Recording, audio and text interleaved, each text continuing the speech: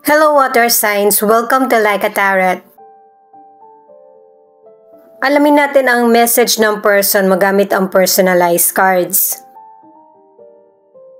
Naka-gloves ako guys, 'di ba? Kasi nahiya na ako ipakita yung maugat kong kamay.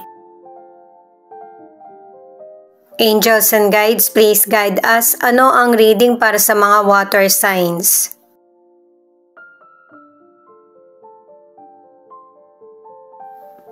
Ayan, ito na yung message ng person mo. Ayaw na ng isip ko pero gusto pa ng puso. Ikaw na lang bahala magpalit kasi connected ka sa person mo.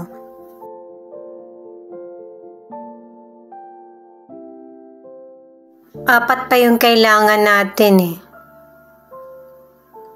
Ay mukhang kulang pa rin talaga.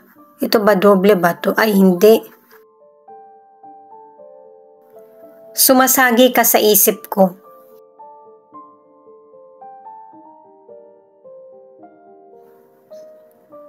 Ayan, ito na yung pangatlong card. Hindi ko na gusto na maulit ang nakaraan. Maybe sinabi mo yan sa person mo o kaya yun yung naiisip mo.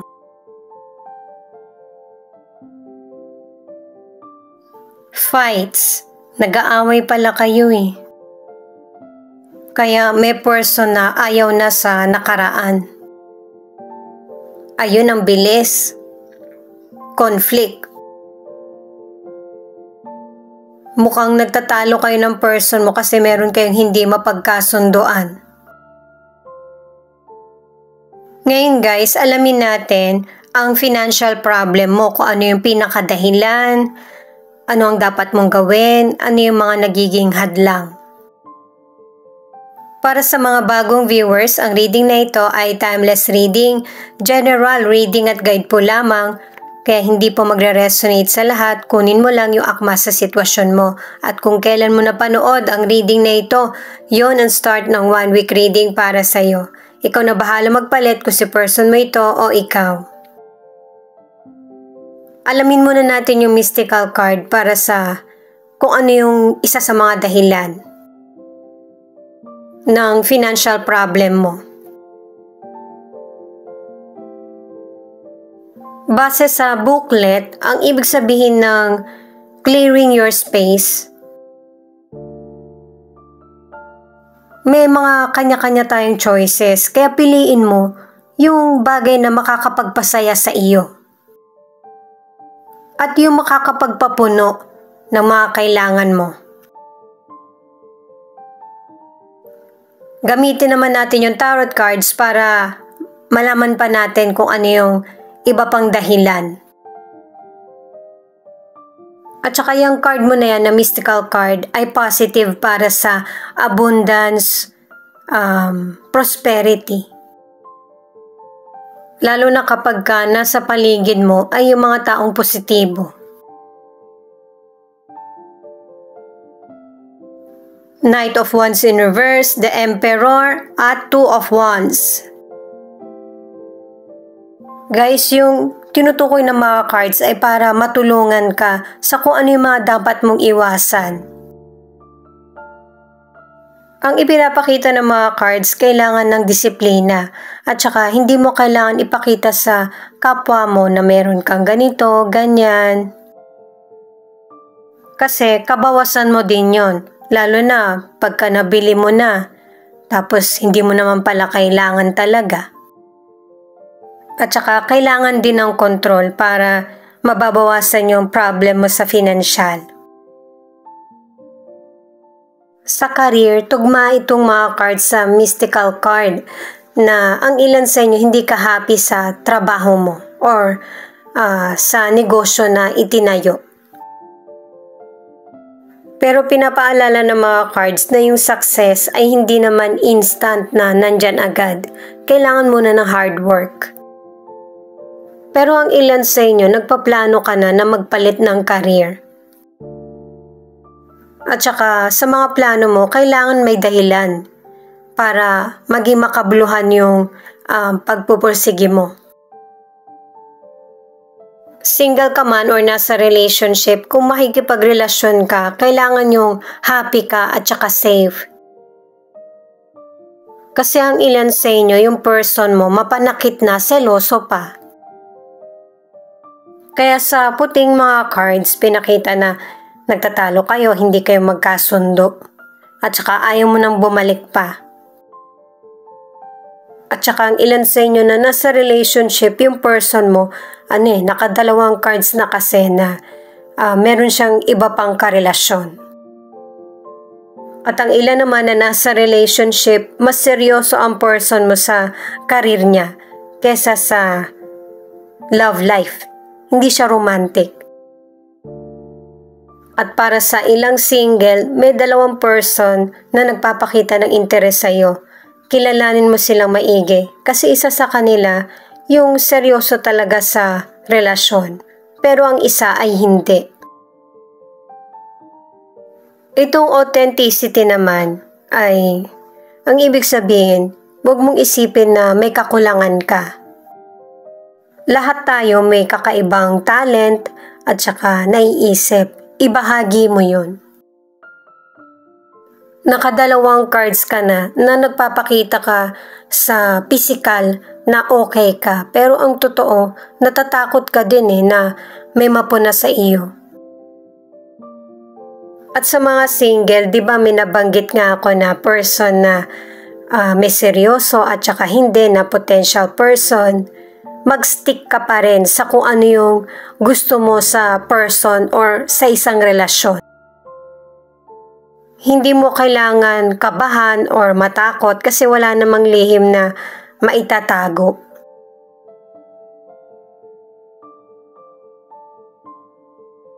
Ace of Wands, King of Pentacles in reverse, at saka Page of Wands. Ito yung mga cards para sa ano ang dapat gawin sa financial problem. Sa mga cards na ito, pinapakita na nasa cycle ka pa rin na medyo mahirap yung dating ng financial sa iyo. At base na rin sa mga cards, iwasan mong maniwala sa sabi-sabi, kwento na mabilis kumita sa ganito. At saka yung wala kang gagawin, kikita ka na, wala naman kasing ganun. At ang advice ng mga cards, kung nararamdaman mo na or nakikita mo na yung sitwasyon mo na hindi maganda yung takbo ng financial mo, huwag mo nang ipilit. May magandang panahon para sa iyo. Para makaiwas sa pagkakamali, kailangan ng patience at saka magpatuloy. Kahit na may problem ka sa financial, magkakaroon pa rin ng oportunidad, good news na magpapasaya sa iyo. Sa mga nasa relationship, klaro na sa'yo kung ano yung mga dapat na gawin na desisyon patungkol sa relationship nyo ng person mo. Naka-tatlong cards ka na meron talagang behavior yung person mo na hindi akma sa iyo. Pero base na rin sa mga cards, hindi naman palaging malungkot yung buhay nyo ng person mo. Meron pa rin namang happiness na darating. Sa ilang single naman, ang advice ng mga cards, lalo na kung naghahanap ka ng love life, hanapin mo or piliin mo yung person na makakasundo mo.